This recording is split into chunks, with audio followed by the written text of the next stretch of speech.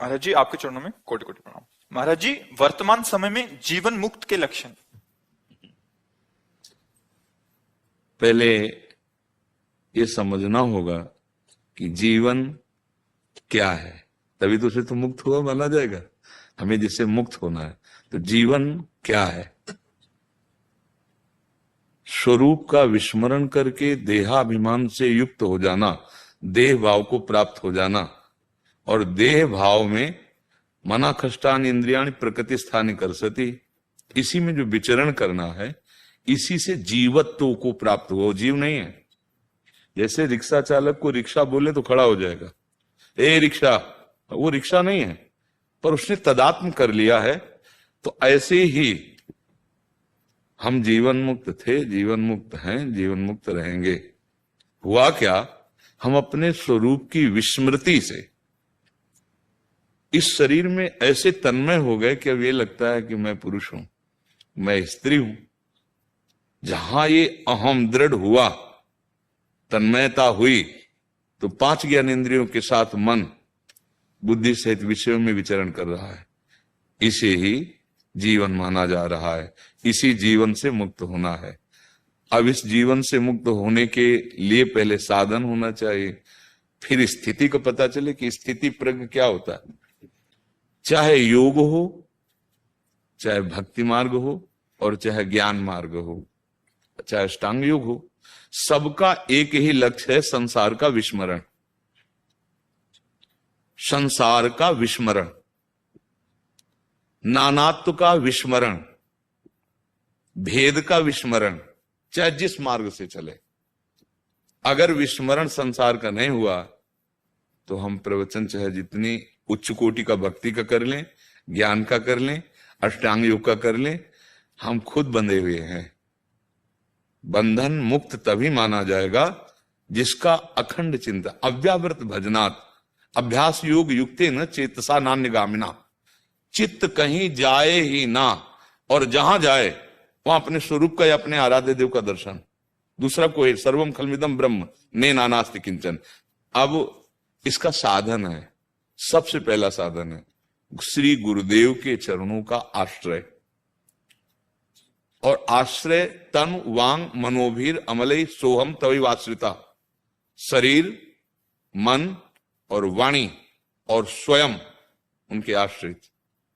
अब जो एक कहें करें हम सोई, आयस लिए चले निजदासी, मन कर्म वचन त्रिशुद्ध सकल मत, हम श्री हित हरिवंश उपासी।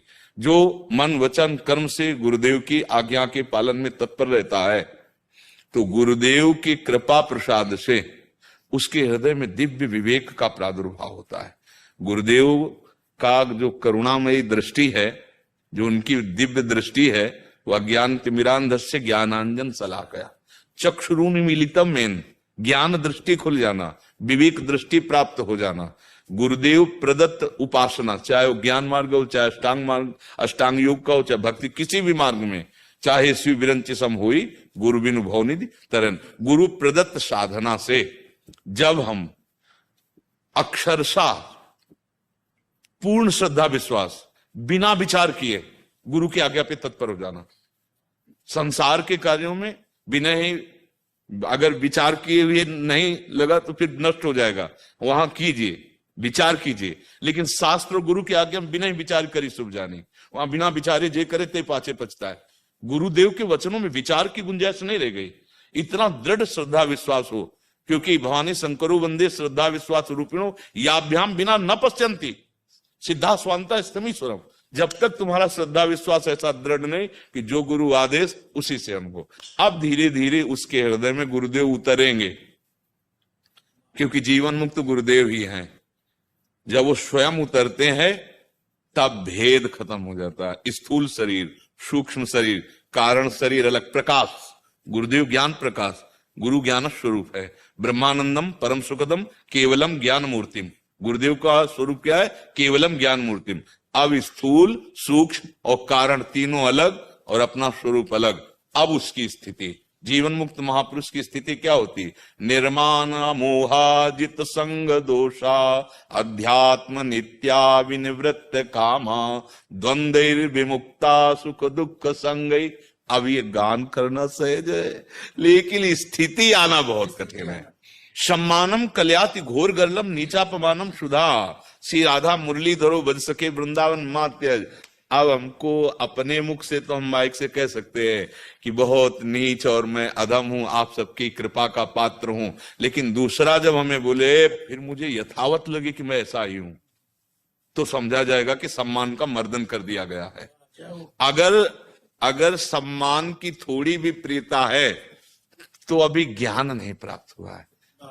निर्मान, मान रहित, चाहे किसी भी मार्ग का हो, किसी भी मार्ग का। देखो भक्ति मार्ग के आचार्य महाप्रभु चैतन्य देव के त्रणादपि सुनीचेन, वहां देखो ज्ञान में मैं की सिद्धि है और भक्ति में तू की सिद्धि है, और माया मैं तू में दोनों फंसाए रहती है, नहीं मैं और मोर तोड़ते भया। हाँ, और ज्ञानी ब्रह्म अहम ब्रह्मास्मि, और भक्त जिधर देखता हूं तू ही तू है, तेरा ही पसारा है। और माया और मैं और तू दोनों में फंसाए रखती है, ना शुद्ध ब्रह्म उधर और ना भगवान। तो भक्ति में इतनी दैन्यता, त्रणादपि सुनीचेन, अगर हमारे अंदर दैन्यता नहीं आई और मान प्रिय लग, सब ही मान प्रद आप अमानी, अमानिना मान देन कीर्तनिया सदा हरि। अब ये मान इतना बड़ा मीठा जहर है कि हम लोग जानबूझकर पीते हैं। ये कैसे खत्म होए? पहला जो साधन बताया गुरु चरणारविंद का आश्रय, क्योंकि गुरु चरणारविंद ही अहंकार का दमन कर सकते हैं, दूसरा नहीं कर सकता। गुरु पर जब श्रद्धा और विश्वास होता है तो उनके वचन वज्र का प्रहार होता है और वो अहंकार रूपी पर्वत को चकनाचूर कर देते। नहीं तो अहंकार इतना सूक्ष्म विषय है, मैंने ये किया मैं करूंगा, आम पुष्ट हो रहा है। विमूढ़ता नहीं जाती, विमूढ़ता नहीं जाती। बड़े बड़े साधन करने पर देखो ना, दुर्वासा जी बेमतलब कृत्या पैदा करके परेशान कर रहे अम्बरीश जी को। क्या परेशानी है? अरे वो अपनी भक्ति में लगे, आप अपनी तपस्या में, परेशानी क्या है? वहां जाके तुम्हें झगड़ा मचाना, कृत्या पैदा कर देना, तो कहीं ना कहीं वो देवता भी पुष्ट है। और गुरु प्रसाद से तिनकी संगति रहत जाति कुल मद सब नंसई। जब हम भक्ति मार्ग में चलते हैं तो भक्ति जी के बहुत सुकोमल चरण हैं, ये बड़े बड़े कांटे हैं। विद्या रूप महत्व कुल धन जौवन अभिमान सट कंटक देखे जहां राय न भक्ति निदान, राय न भक्ति निदान स्वांग सब नगर नारी के विषयन हाथ बिकाय ने रिझवन बतार के। भगवत रसिक जी कह रहे विद्या रूप का, कुल का महत्व, नाना प्रकार के साधनों का महत्व बुद्धि अहम जब अंदर बैठ जाता है तो भक्ति नहीं आती, क्योंकि यही दरबार दीन को आदर रीति सा, ये बड़े बड़े कंटक हैं। फिर होता क्या है? दम्भ का खेल होता है। जैसे वैश्या श्रृंगार करती पति को प्रसन्न करने के लिए नहीं, विषयी पुरुषों को, ऐसे वो विषयी पुरुषों को रिझाने के लिए सारा खेल करता है, दम्भ बन जाता है। नई रिझवन भतार के, भरतार भगवान श्री हरि, वो भक्ति का जो स्वांग कर रहा है वो विषय सेवन, विषयी पुरुषों के रिझाने के लिए, ना कि श्री भगवान के लिए। तो सबसे खतरनाक पहला रखा गया है मान। और गुरुदेव के चरणों में भी टिकने नहीं देगा अगर ये है। गुरुपद पंकज सेवा तीसरी व्यक्ति अमान। अगर मान है तो गुरुदेव के चरणों में नहीं टिक सकते। मान रहित तो हो जाए तो हमें लगता है आगे सब कुछ प्राप्त हो जाएगा। एक बार संदीपनी जी के जो गुरुदेव भगवान थे वो थोड़ा विक्षिप्त की लीला की। बहुत से सब श्रद्धालु भगत शिष्य से पागलों जैसा थूक देना, सिद्धों की बड़ी लीलाएं होती, लघु शंका ऐसे करके ऐसे फेंक देना, ऐसे सब धीरे ईंटा मारना, ऐसे कंकड़ मारना, बेमतलब ऐसे चेष्टाएं करना। कुछ ही दिनों में सब भाग गए, केवल संदीपनी जी सेवा में रहे। तो बस लीला की कि मानो हम ठीक हो गए हैं ऐसे। तो उनका बेटा सब कहाँ गए? बोले भगवान सब भाग गए। क्यों? बोले भगवान आप प्रतिकूल व्यवहार करते थे, इससे सब वो चले गए। तुम क्यों नहीं गए? बोले गुरुदेव आपको स्नान कौन कराता, भिक्षा मांग के लाते, आपको पवाता कौन, तो तुम्हारे साथ प्रतिकूल व्यवहार नहीं किया। बोले गुरुदेव किया है। तो फिर तुम्हें बुरा नहीं लगा? बोले गुरुदेव मेरा कुछ है ना, ये तन आपका, मन आपका, वचन आपके, प्राण आपके, मैं तो बिका हुआ हूं गुरुदेव, मैं कैसे जा सकता हूं? तो जानते हो गुरुदेव के आंसू आ गए और कहा बेटा मैं अपने भजन और तब्बल से भगवान के धाम जाऊंगा और स्वयं धामी तुम्हारा शिष्य बनेगा आके। तो संदीपनी जी को सौभाग्य मिला और भगवान श्री कृष्णचंद्र जी उनके नीचे बैठे हैं, जिनकी श्वासों से श्रुतियां प्रकट होती है वो नीचे बैठे हैं और श्री संदीपनी जी गुरु प्रसाद से ऊपर बैठकर भगवान को उपदेश करते हैं। तो मान रहित जब तक नहीं हुआ जाएगा तब तक गुरु कृपा का अनुभव नहीं होगा। और अमोहा, निर्माण और अमोहा, मोह रहित होना। अगर हमारे हृदय में मोह है तो ये राग बढ़ता चला जाएगा, और राग है तो द्वेष बढ़ता चला, और राग द्वेष है तो शुद्ध मार्ग ही नहीं, अध्यात्म का है तो फिर कुछ अनुभूति नहीं हो जाएगी। अच्छा, चाहे भक्ति मार्ग में हो चाहे ज्ञान मार्ग में हो, ज्ञान मार्ग में सब बाधित कर दिया जाता है और भक्ति मार्ग में समर्पित कर दिया जाता है। अंतर ये है, भक्ति में सबकी ममता, जो जननी जनक बंधु सुत दारा तंदन धाम श्रोत परिवारा, तो सबकी ममता ताग बटोरी मम पद, ये गुरुदेव सहयोग करेंगे, ताग बटोरी और मम पद मन बांध बरडोरी, यहां मोह समर्पित हो गया। और ज्ञानी ज्ञान के द्वारा मिथ्या बाधित कर देता है। अन्वय व्यतिरेक दो पद्धतियां है और नहीं है, यहां से शुरू। तो नहीं नहीं, ये नहीं, ये नहीं, ये सब मायाकृत है, ये सब मायाकृत, वो बाध करता चला जाता है और भक्त समर्पित करता चला जाता है, एक एक वृत्ति समर्पित कर देता है। जित संग दोषा, किसी का कोई भी प्रभाव नहीं पड़ना चाहिए जीवन मुक्ति की स्थिति। भारी से भारी विषय उपस्थिति पर, भारी से भारी विषय सुख उपस्थिति पर ये विषय भोग है, ऐसी स्मृति भी नहीं रहती जीवन मुक्त महापुरुष के। त्याग का जो क्रम वर्णन है वो 3 प्रकार का है। एक है त्याग, हम जानते हैं ये विषय है, भोगने में सुख है, पर भगवत प्राप्ति में बाधक इसलिए नहीं भोगेंगे, इसे कहते हैं त्याग, इसी से शांति प्रारंभ हो जाएगी। दूसरा वैराग्य, विषय के सानिध्य होने पर भी भोग की इच्छा ना होना, इच्छा ही ना होना, पहले में इच्छा है दूसरे में इच्छा ही ना होना। भोग सामग्री का ज्ञान है पर इच्छा ही ना होना, उसे वैराग्य कहते हैं, राग रहित।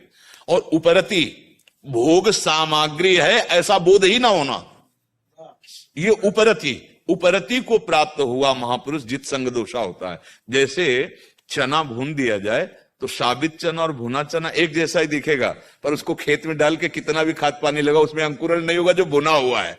तो सिद्ध महापुरुष भुना हुआ चना के समान है। तो जित संग दोषा, कोई भी संग दोष उसमें आ ही नहीं सकता। वो बहिर्मुख पुरुषों के पास बैठे, वो नाना प्रकार के विषयों के मध्य में बैठे, फिर भी जैसे भुने चने में अंकुरण नहीं होता, ऐसे ऊसर बरसई तृण नहीं जामा, संत हृदय जी में उपज न कामा, उसके हृदय में किसी भी विषय सानिध्य का प्रभाव ही नहीं पड़ेगा। जैसे भगवान श्री सुखदेव जी को जब ब्रह्म बोध हुआ तो उसकी पुष्टता चाहिए, प्रमाण चाहिए ना कि भाई मुझे जो अनुभव हो रहा है, इसीलिए तो गुरुदेव की आवश्यकता होती। तो भगवान व्यास देव जी के पास स्वयं जाकर चर्चा की, योग वासिष्ठ में है।